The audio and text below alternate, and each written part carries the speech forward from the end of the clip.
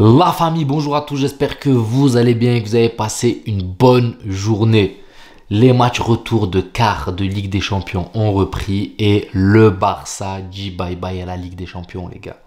Se fait rouster par le Paris Saint-Germain, il y a eu des faits de jeu, on va en revenir dans le détail.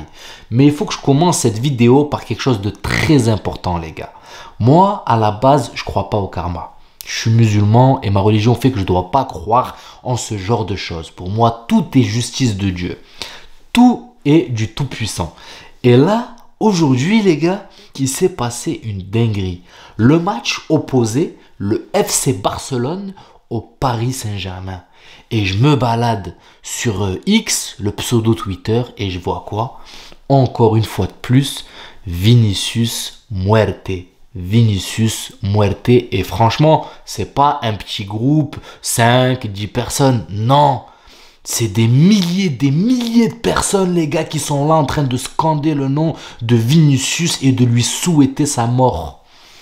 Moi, j'ai vrillé. Je suis parti faire un TikTok, les gars. J'ai fait un TikTok. Je me suis dit, quand même, il faut dénoncer ça. C'est pas possible. Sur le TikTok, un supporter catalan qui vient et qui me dit, j'espère qu'il meurt. Tant mieux, on en a marre de lui. Allez voir et vous verrez par vous-même. Bref, moi, je suis sorti de mes gonds.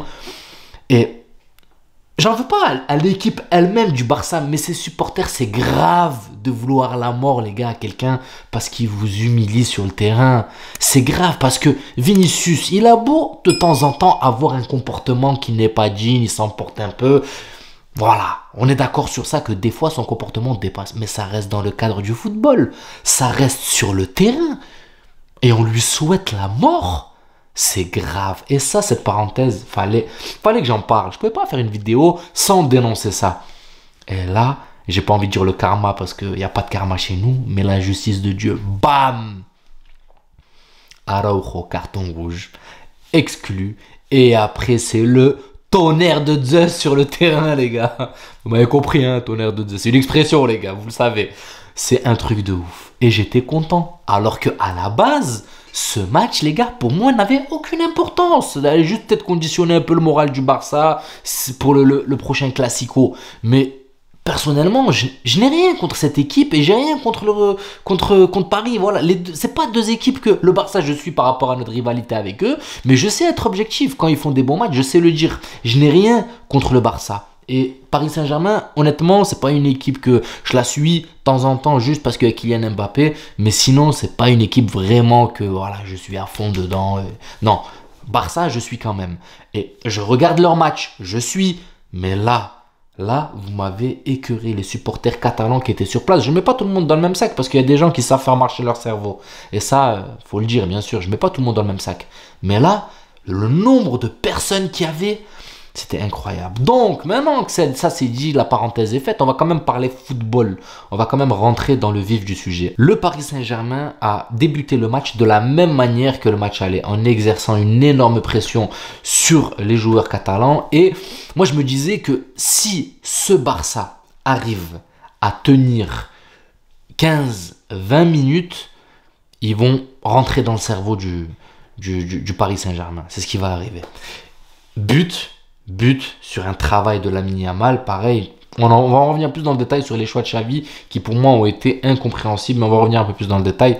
À la fin, ça a été bâclé. Franchement, ça a été bâclé, mais on verra ça au fur et à mesure de la vidéo. Lamine Yamal qui fait un travail, but, je sais même plus qui c'est qui marque. Et ensuite, le coup de tonnerre qui arrive. Araujo, vous m'excuserez les gars, là c'est vraiment une faute. J'ai pas envie de dire de débutant, mais le mec il a perdu clairement sa raison.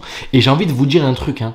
Pourquoi il a osé faire ce chose? Parce qu'en Liga, ça ne serait pas sifflé, les gars. Moi, je vous le dis, cette genre de faute-là qu'a fait Araujo, en Liga, ce n'est pas sifflé. T'as une chance sur 4 qu'elle soit sifflée, les gars. Pourquoi? Parce que déjà, c'est Araujo, et il est tout le temps en train de jouer avec ses mains, sauf que là, c'est la Ligue des Champions. C'est un arbitre avec qui t'es pas tout le temps, voilà, t'es pas tout le temps confronté. C'est un arbitre qui a une autre façon d'arbitrer que nos cassos de Liga qui laissent passer beaucoup de choses. D'accord? Alors que moi, je vous dis, cette faute qu'a fait Araujo en Liga, il y a des chances qu'elle ne soit pas sifflée. Même s'il est dernier défenseur, même si le contact y est, les gars. Barcola qui fait un très bon match, passe devant, clairement. Araujo vient, s'appuie sur lui, le déséquilibre. Il y a penalty, il y a coup franc, pardon. C'est le dernier défenseur, il y a carton rouge. Et là, les gars, ça change toute la physionomie du match. Déjà, Xavi fait un changement que personnellement, je n'ai pas compris. Tu sors Lamine Yamal qui, pour moi, est le joueur le plus en forme du moment, le mec qui peut apporter des différences. Le mec qui peut déranger le plus une équipe adverse, tu le sors alors que tu as Gundogan, Pedri, De Jong, 3 joueurs avec le même style de jeu, les mêmes caractéristiques, ils ont tous cette même façon de jouer, à part De Jong qui fait la toupie là, qui sert pas à grand chose parce qu'au bout d'un moment, c'est bon, on a compris ton délire, tu vas à droite, à gauche, on va mettre le pied et puis c'est bon, voilà, ça sert à rien ce qu'il fait parce qu'à la fin, il va faire demi-tour. Alors qu'au début, franchement, cette équipe du Barça, elle allait bien. On voyait un Barcola qui dérangeait sur le côté. Il avait tout le temps une prise à 2, mais c'était stérile. Il était bien cadré par Koundé et Pedri qui venaient aider, il me semble. C'était bien cadré. Alors que Lamine Yamal, il lui en a fallu une, et il a mangé Nuno Mendes. Il met la passe à Rafinha qui marque. Bon, c'est un petit tapis, il fait pas semblant, mais ça passe quand même. But pour le Barça. Une occasion pour Lamine Yamal. Alors que Barcola a enchaîné, même s'il y avait une prise à 2, il a dû redoubler d'efforts. Franchement, c'est une dinguerie. Moi, j'ai pas compris ce choix de Xavi. Et en plus, il y a un problème quand ton coach prend plus de cartons rouges que les joueurs sur le terrain. À un moment, tu commences à te poser des questions. Donc, voilà, mérité. Et après, ça change toute la physionomie du match parce que en plus, en sortant Lamine Yamal, quel message tu envoies à l'adversaire? Tu sors Lamine Yamal et il rentre un défenseur, il me semble, ou je sais plus qui y rentre. Je ne sais plus qui rentre exactement, mais c'était un aspect défensif.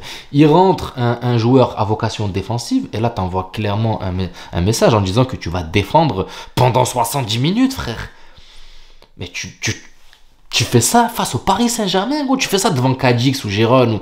Je dis, ok, d'accord, tu vas réussir peut-être à contrôler. Mais tu fais ça devant le Paris Saint-Germain, avec Dembélé en face, Mbappé, Barcola, Vitinha. Tu fais ça avec... J'ai pas compris. Non, franchement, clairement, j'ai même pas compris les choix de Xavi, les gars. C'est incompréhensible.